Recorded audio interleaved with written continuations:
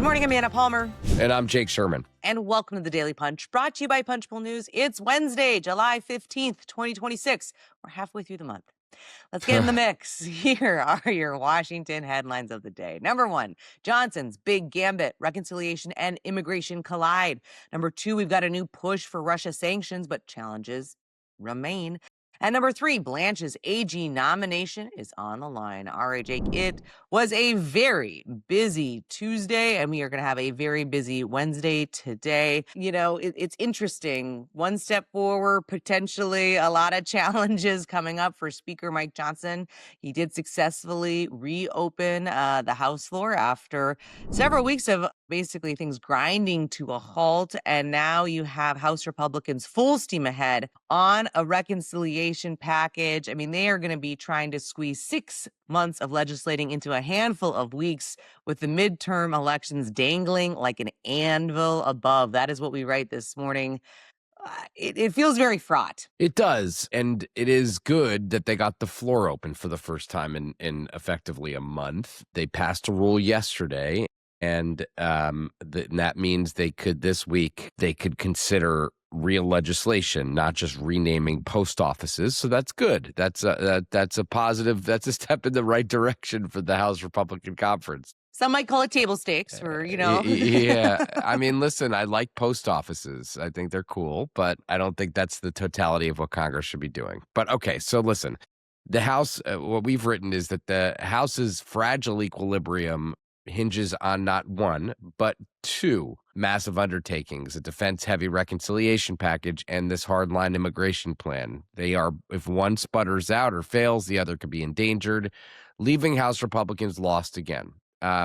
The reconciliation package, Anna, is going to be a $67 billion in new funding for the Pentagon, roughly, and $11 billion for agriculture. And that's the extra stuff in the supplemental that the White House put in. But on the reason they got the floor open and the reconciliation bill all hinges on them getting this immigration bill marked up into the House floor, because if they can't get it marked up into the House floor, members are going to be pissed off. The right's going to be pissed off again, and this could all fall apart. Let's talk about, well, first of all, do you have anything to say about that dynamic that I just described? I would say this. I think what is going to be really important to watch here on this reconciliation package is the fact that they are basically deciding against offsetting the full set, the cost of the package. That's an important thing to note. There's been some discussion about offsetting the non-defense portion of the bill, but unclear at this point if that's possible. That's going to be important to watch. Do Republicans fall in line on that? And then I do think this idea of how do they get the Save America Act to become a part of this is going to be a really, really delicate dance for the speaker. It all kind of falls apart if that doesn't happen, notwithstanding the work that they need to do on immigration. I mean, the fact that immigration is something that this has been kind of a back and forth for a while now. They've been arguing, Jake, that they don't need to do an immigration package because the president has effectively shut down the border. So we're having a very different conversation today. Yes. And by the way, I think it's important to keep in mind here, and we've written about this and we'll write about it again. This entire thing, this entire reconciliation package is to give money to the Pentagon during a war that Americans are completely against, and a war, by the way, that is ramping up once again. Right. I'm just surprised by that. I'm surprised by that dynamic that we're here on July 5th, 111 days before the election. And this is what they're focused on. We wrote that yesterday. We're going to write that again and again and again, because sometimes you get lost in the fog of war and you could think this is, normal. It's not normal. This is atypical to be doing something like this. Okay. So that's reconciliation. They want it on the floor. It's going to be in the Budget Committee tomorrow, Thursday. It's going to be on the floor next week alongside the NDAA. That's a hell of a week next week for the House Republicans and for the House more broadly. Now, immigration. The reason they got the floor open is because Mike Johnson promised to have Jim Jordan mark up an immigration and border bill. Now, that's a really big undertaking. This is not going to become law, but there's been a desire on the hardline right among the Freedom Caucus folks that they codify some of Donald Trump's border policy into law. Okay, that's not going to happen in the Senate, at least. I don't think, but it is something that is member management in the House. They can't get anything else going without that. But he's going to have member management with more moderates too, Jake. I mean, people that are in the Republican conference that are up for election that are not Chip Roy are not necessarily going to be enthusiastically looking at voting for an immigration bill months before going up for re-election. Yeah, it's tough. It's going to be tough. And in charge of all this is Jim Jordan, Right. who everyone in the leadership, I don't want to say, doesn't, Jim Jordan ran for speaker. He is a longtime leadership aspirant, even if he won't admit it at times. It will be interesting to see how he handles this and how he handles the committee process and getting it on the floor. Immigration is something that's and border policy have dogged Republicans for a long time. And in many respects, House Republicans have spent months saying they don't need to do anything on immigration and border policy because the president has taken care of it all. Right. So if any of these things fall apart, the House floor risks freezing once again. Important to keep that in mind. And that is a perilous thing to think about. And Anna, if you follow their timeline, House Republicans' timeline on this reconciliation package, they'll have the budget resolution on the floor next week. That's the last week before the August recess. They'll come back the last week. They come back August 31st, first week of September, and they'll presumably try to craft that package and get it out the door that first week before, I guess that would be before Labor Day. Labor Day is late this year. And then weeks later, they have a government shutdown to deal with. Now, government funding to deal with.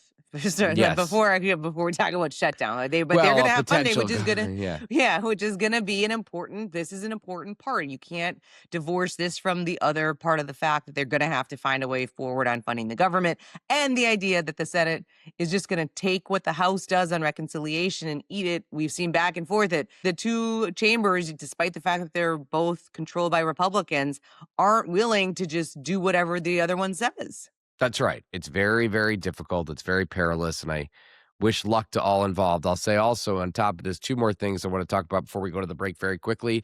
There will be a vote to cut off all military aid to Israel today during a consideration of the National Security State Funding Bill. That's the former SFOPS bill, State Foreign Operations. This is symbolic. It won't pass the Senate, but we expect as many as 150 Democrats could vote for this. That will be a major shift on Israel policy in the House Democratic Caucus. Also, Mike Johnson raised $19.1 million across his committees in the second quarter, bring his total to the year to $53 million.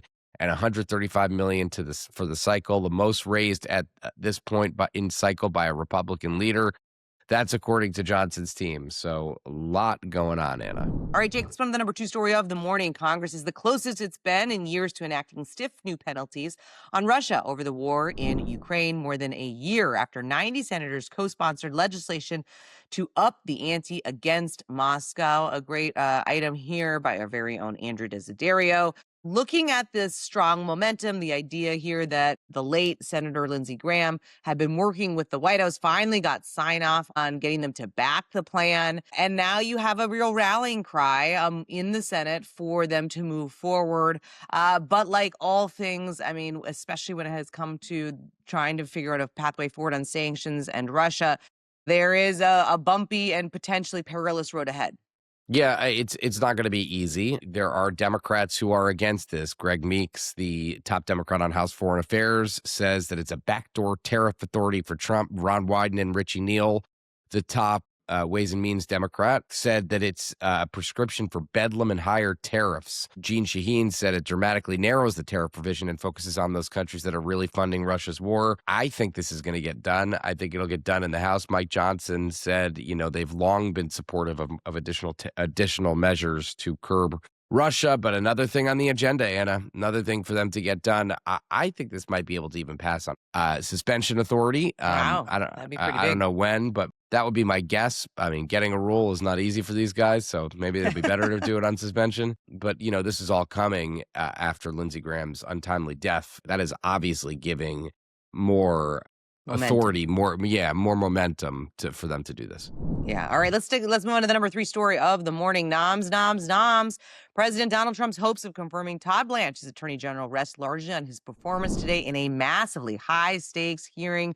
He's going to have to answer Senate Judiciary Committee members' questions beginning at 9 a.m.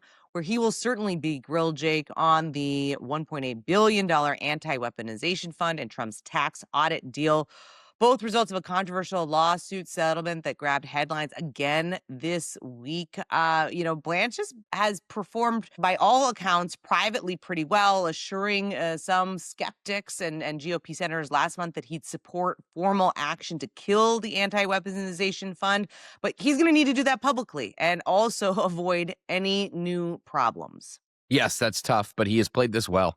Yeah, for I sure. didn't think Blanche would get confirmed. I really didn't. And I think he's now going to get confirmed. And I think there will not be any, maybe there will be some Republican that votes against him. I think, obviously he has to play it perfectly and have almost every Republican vote for him. But I think he is going to be confirmed. Obviously, the IRS stuff is going to be huge. The weaponization stuff is going to be huge.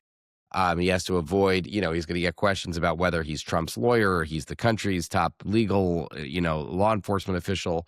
All of that stuff is important, but this is a big day for him. And I anticipate by the end of today, we should have a very, very good sense about who's yes and who's no. Absolutely. All right. We will be watching closely and report it out. Thank you so much for listening. We appreciate it. If you like the Daily Punch, share it on social media, tell your friends. It's the best way to find out about us. And of course, you can go deeper on all these issues and more by going to punchbowl.news and checking out our AM newsletter. All right. Have a great day and stay safe, everybody.